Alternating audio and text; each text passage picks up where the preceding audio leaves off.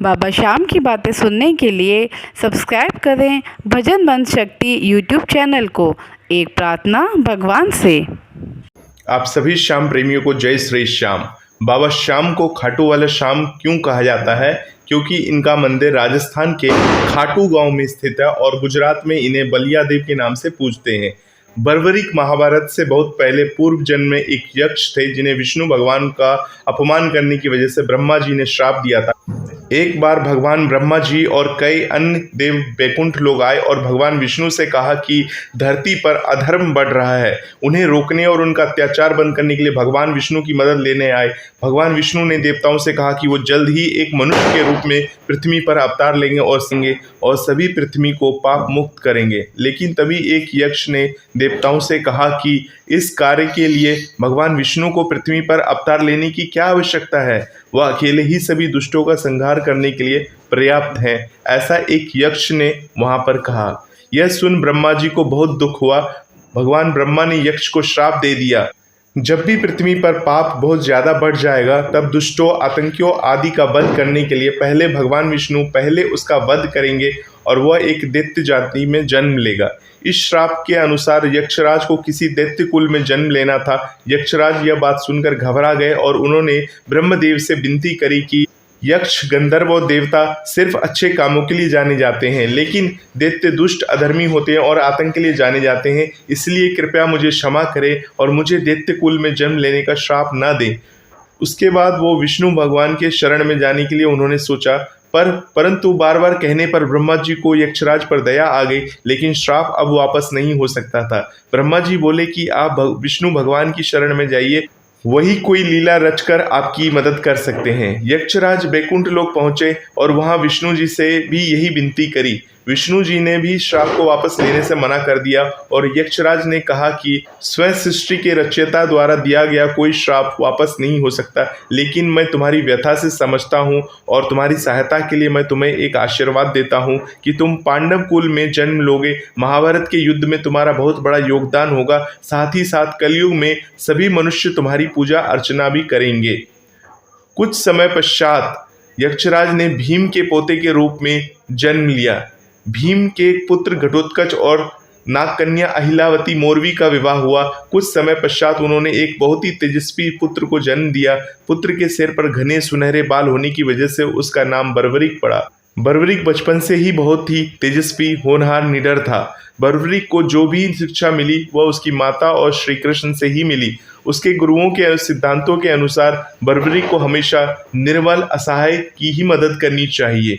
बर्बरिक अपने युद्ध कौशल के अलावा एक बहुत बड़ा योगी और शिव भक्त था। बहुत ही कम उम्र में बर्बरिक ने शिव जी की कठोर तपस्या करके उनको प्रसन्न कर दिया। शिव जी ने प्रसन्न होकर उसे वरदान में 3 दिव्य बाण दिए। इन बाणों की मदद से वो किसी भी युद्ध को कुछ क्षणों में ही समाप्त कर सकता था। जब बर्बरिक को पता चला कि महाभारत का युद्ध अब टल नहीं सकता, पांडवों और कौरवों में युद्ध होकर ही रहेगा, तब वो अपनी माता से आज्ञा लेकर युद्ध भूमि की ओर चल पड़े और कहा कि मैं खुद युद्ध देखूंगा, निरीक्षण करूंगा और युद्ध में उसी का साथ दूंगा जो युद्ध में कमजोर पड़ रहा होगा। दूसरी तरफ महाभारत का युद्ध होने से पहले भगवान श्री कृष्ण सभी योद्धाओं से मिलने जाते हैं और उनसे पूछते हैं कि अगर तुम्हें अकेले ही युद्ध समाप्त करना पड़े तो तुम कितना समय लोगे। सबसे उन्होंने पूछा। अर्जुन ने कहा कि वो 28 दिन में युद्ध समाप्त कर देगा। द्रोणाचार्य बोले कि वो 25 दिन में युद्ध समाप्त कर सकते हैं। कर्ण ने कहा कि वो 24 दिन में युद्ध समाप्त कर सकते हैं। और जानते हैं भीष्म ने क्या बोला? भीष्म ने बोला कि वो 20 दिन में युद्ध समाप्त कर देंगे। सभी योद्धाओं के उत्तर जानकर श्री कृष्ण चिंता में पड़ गए, क्योंकि उन्हें बर्बरिक की विद्या के बारे में पता था। वो ये जानते थे कि बर्बरिक के पास 3 दिव्य बाण है और वो युद्ध भूमि की ओर चल पड़ा है। चूंकि कृष्ण स्वयं बर्बरिक के गुरु रह चुके थे, तो वो बर्बरिक से एक ब्राह्मण का रूप लेकर मिलने पहुंचे और उसके पास पहुंचकर भी यही प्रश्न कहा। बर्बरिक ने कहा कि वो कुछ क्षणों में ही युद्ध को समाप्त कर देगा, लेकिन वो सिर्फ हार रहे पक्ष का साथ देगा। ब्राह्मण रूपी कृष्ण ने अचरज मानते हुए कहा कि तुम्हारे पास तो सिर्फ 3 बाण है, कोई सेना नहीं है, तुम मृत्युलोक के सबसे बड़े युद्ध को 3 बाण से कैसे खत्म कर सकते हो? क्या तुम्हारे पास कोई इसका जवाब है? तब बर्बरीक ने कहा, हे पूज्य ब्राह्मण, शत्रु को मारने के लिए सिर्फ एक ही बाण काफी है। पहले तीर से उन लोगों को चिन्हित करूंगा जिन्हें मैं बचाना चाहता हूँ, दूसरे बाण से मेरा बाण उन लोगों को चिन्हित करेगा जिन्हें वो मारना चाहता है, और तीसरे बाण से मारने के लिए चिन्हित हुए लोगों को वध करके मेरा बाण वापस अपने तुनीर में वापस आ जाएगा, अर्थात तरकश में वापस आ जाएगा। तब ब्राह्मण का रूप धारण किए हुए श्री कृष्ण जी ने उनकी बात को परखने के लिए उनसे कहा कि अगर वो पीपल के इस पेड़ पर जितने भी पत्ते हैं सभी को भेद करके दिखाएं तो वो मान जाएंगे। बर्बरीक उनकी यह परीक्षा स्वीकार कर लेते हैं। बाण को धनुष पर लगाकर आंखें बंद करके मन ही मन शक्ति का आवाहन करते हैं। यह देख कृष्ण तुरंत एक पत्ता अपने पैर के नीचे दबा लेते हैं। बर्बरीक आंखें खोलता है और बाण छोड़ देता है। बाण क्षण से भी कम समय में सारे पत्तों को भेद कर कृष्ण के पैरों के पास आकर रुक जाता है। बर्बरीक कृष्ण से पैर हटाने के लिए कहते हैं, हे ब्राह्मण, मेरे बाण को सिर्फ पत्ते भेदने का ही निर्देश मिला है, मैं आपके पांव को नहीं भेद सकता, इसलिए कृपा करके अपना पैर हटा लीजिए जिससे कि आपके पैर के नीचे दबे पत्ते को मेरा बाण भेद सके। कृष्ण को चिंता सताने लगी, अगर किसी वजह से कौरव युद्ध में हारने लगे और बर्बरीक कुछ ही क्षणों में अपने दादा जनों पांडवों का वध कर देगा।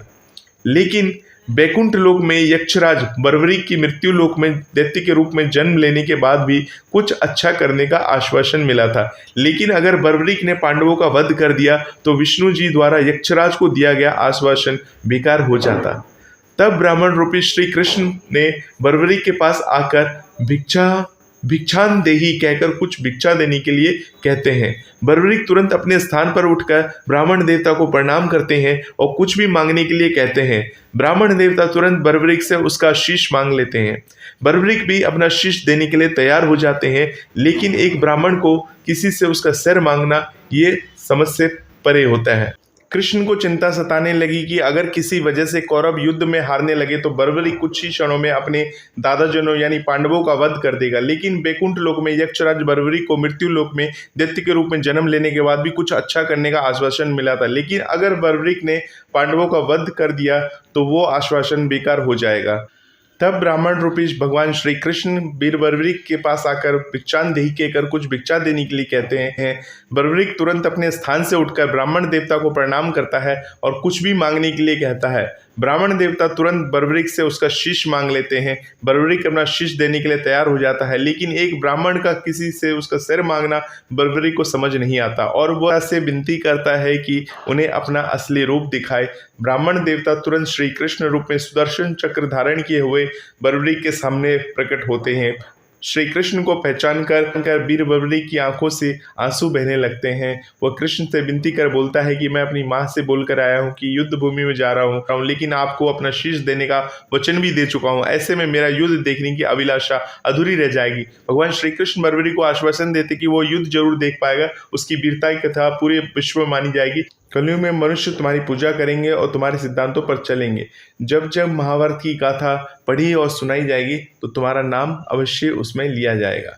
श्रेष्ठ सूरवीरों धनुधरों में तुम्हारी गणना की जाएगी। उसके बाद कृष्ण ने उनके शीश को अमृतपान कराया और एक ऊंची शिखर पर जाकर शीश को युद्ध देखने के लिए रख दिया। तो ये थी भगवान श्री कृष्ण और वीर बर्बरीक की कहानी जो आपने सुनी होगी, परंतु इसमें यक्ष रूप में वीर बर्बरीक पूर्ण जन्म में क्या थे, इसकी कहानी आज मैंने आपको सुनाई। आप सभी श्याम प्रेमियों को जय श्री श्याम।